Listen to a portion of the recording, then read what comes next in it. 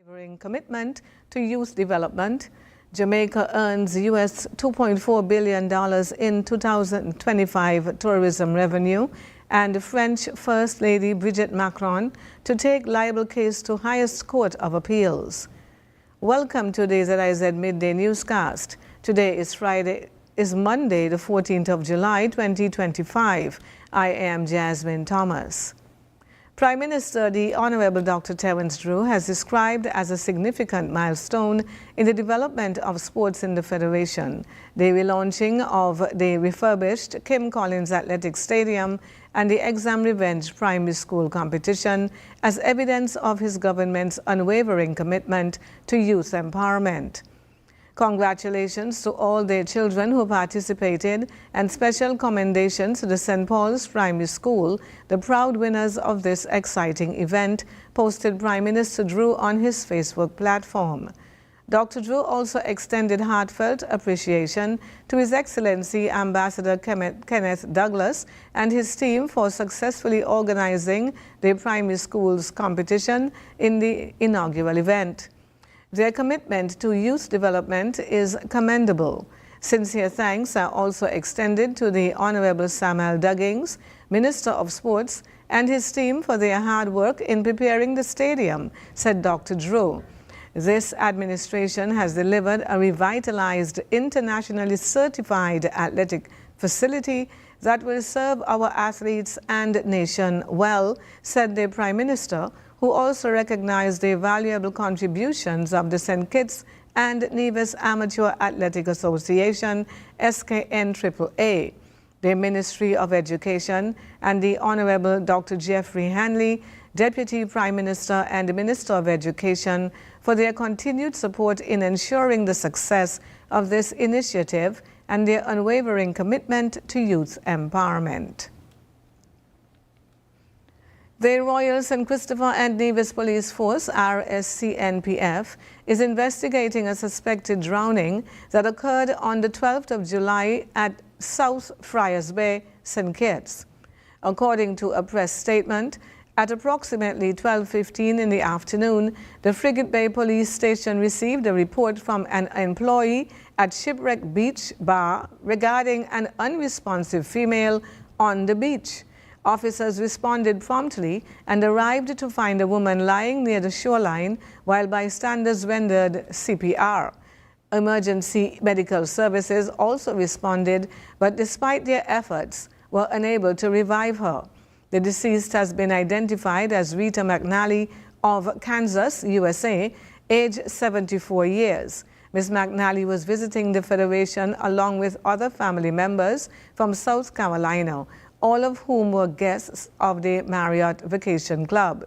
Preliminary investigations revealed that the group arrived at Shipwreck around 11:30 in the morning and began snorkeling at around 12 noon. Ms. McNally reportedly expressed difficulty with the activity and returned to shore while the others continued snorkeling. Upon their return, they found CPR being administered to Ms. McNally, who was unresponsive. Ms. McNally was pronounced deceased at the scene. No signs of foul play were observed, and an autopsy has been recommended to determine the exact cause of death. The Royal St. Christopher Nevis Police Force extends condolences to the family and friends of Ms. McNally during this difficult time. St. Kitts and Nevis participated in a United Nations meeting focused on Sustainable Development Goal 6, which aims to ensure water and sanitation for all. The event was convened by UNGA President Philemon Yang and featured speakers including Senegal's Minister of Hydraulics and Sanitation, Dr. Die, and UAE Assistant Minister for Energy and Sustainability, Mr. Abdallah Balala. Representing the Federation were Ambassador Dr. Mutrice Williams and Minister Counselor Eustace T. Wallace. Ambassador Williams highlighted the nation's shift from water-rich to water-scarce due to climate change, sea level rise, saline intrusion, and pollution. She emphasized the importance of increased investment in water, energy, and food systems. Williams expressed appreciation for international support, particularly from the UAE and Saudi Arabia, for investments in geothermal energy and desalination. These initiatives align with the Sustainable Development Goals and St. Kitts and Nevis Sustainable Island State Agenda 2040. The 2026 UN Water Conference, co-hosted by the UAE and Senegal, is scheduled for December 2 to 4, 2026, and aims to advance global water security. In regional news, Jamaica has recorded approximately 2.3 million visitors since the start of 2025, generating $2.4 billion in earnings from the tourism sector. The update was delivered by Tourism Minister, the Honorable Edmund Bartlett, during the opening ceremony of the 11th Christmas in July trade show at the Jamaica Pegasus Hotel in New Kingston on Thursday, 10th July. Bartlett noted that the tourism industry grew by 2% in the first quarter of the year, contributing to a 1% increase in the country's overall economic performance. After Hurricane Beryl and all the disruptions, travel advisories, political and geopolitical issues, we are back on the growth path, and that's going to continue, Bartlett said, highlighting the sector's resilience and renewed momentum despite the challenges faced in 2024. The minister also projected a significant increase in tourism earnings for the current quarter compared to the same period last year, crediting the strong rebound from the disruptions caused by Hurricane Beryl. And now for news on the international scene. Brigitte Macron is not backing down in her legal battle against two women who have claimed the French First Lady was born a man. Last week, a Paris appeals court overturned earlier convictions that found the two women guilty of spreading false claims.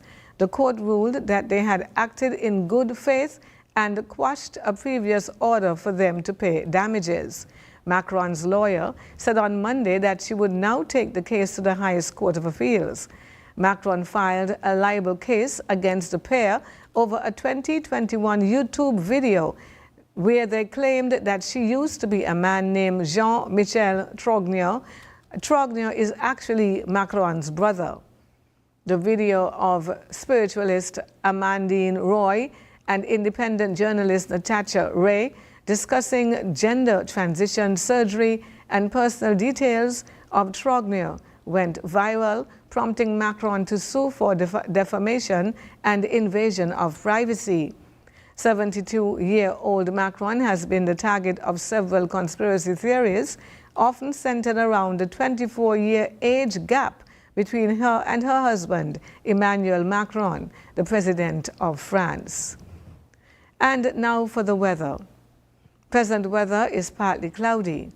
Winds are gentle at 10 miles per hour from the east-northeast. Seas are 1 to 1.5 meters or 3 to 5 feet.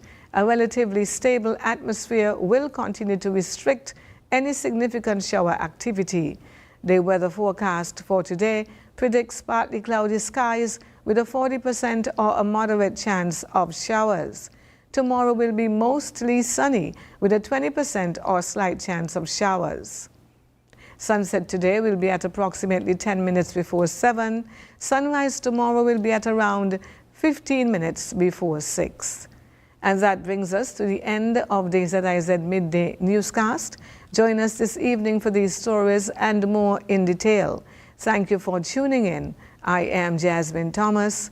God bless you.